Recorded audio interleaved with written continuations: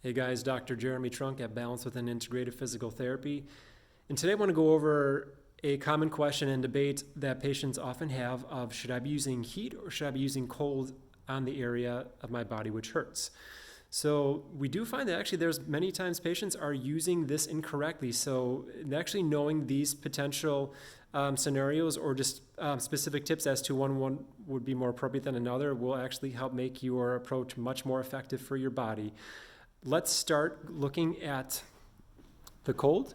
So oftentimes that could be referred to as cryotherapy, but regardless, we are looking at using a cold or an ice approach for more so for acute injuries. And so for an acute injury, we're talking about something that's very new. Okay, so an ankle sprain, knee sprain, surgical procedure, something that's going to produce large amounts of swelling and inflammation in the body. Ice is going to be one of your best friends early on, especially in the first 72 hours. So if you're going to be using ice, 20 minutes on, 20 minutes off is the usual time frame that you could be using that, and you can apply that throughout multiple times throughout the day. But if you're having it on for 20 minutes, you want at least 20 minutes off before reapplication. So in terms of then one, heat would be more appropriate. Let's go over here to the fire side and looking at the heating component of it, chronic conditions.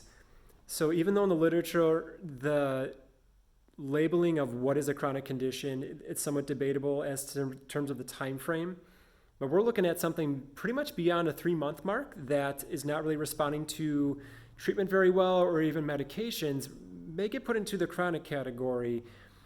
And one of the biggest problems with chronic conditions is that they get less circulation to that area, okay? And then we're going to show a demonstration on the board as to why that's going to be much more effective for heat in a chronic condition versus an acute problem in the body. So one of the biggest things that we do see that patients are using this incorrectly is, I want to point this out, is it's called tendinosis, but basically I put on there progressive tendinitis. So basically tendinitis that has been there, and we'll just go with this terminology of greater than 3 months, it actually begins to create changes in the tendon.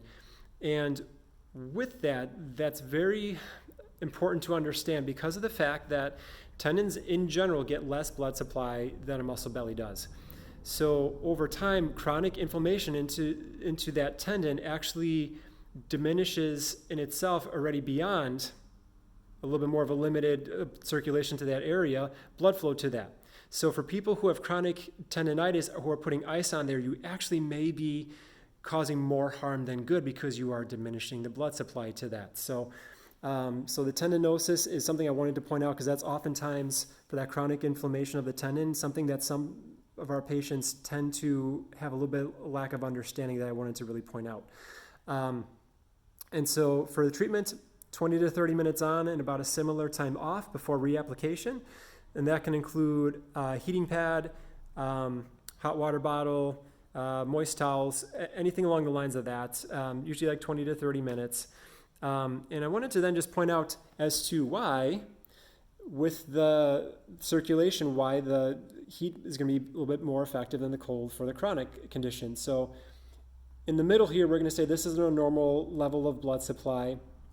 When you add heat to that, all of a sudden things open up and you can get more healing nutrients into that area, and also the body's capacity to kind of bring out some of the garbage that may be kind of stagnant around that area of chronic pain. And this includes beyond tendons as well. This includes super tight muscles that are chronic conditions that tend to respond better to heat than cold.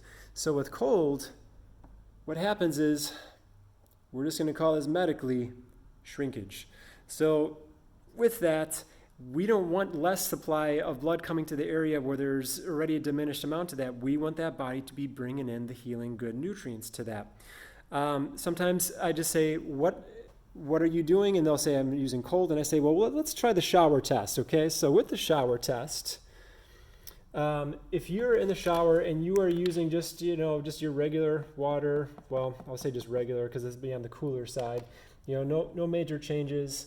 And for someone who is using a little bit more warmer water, okay, so more warmer water is falling on those tight areas. And what does just about everyone say then? That feels fantastic. Okay.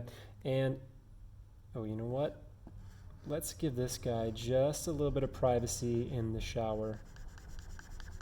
There you go, pal. So, shower test.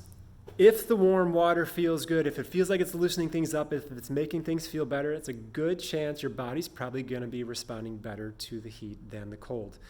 Hope this kind of clears up a little bit of confusion as to which one may be better than others, and give it a shot. If any questions, please feel free to reach out to us, and we're happy to be a resource for you. So until next time, be well.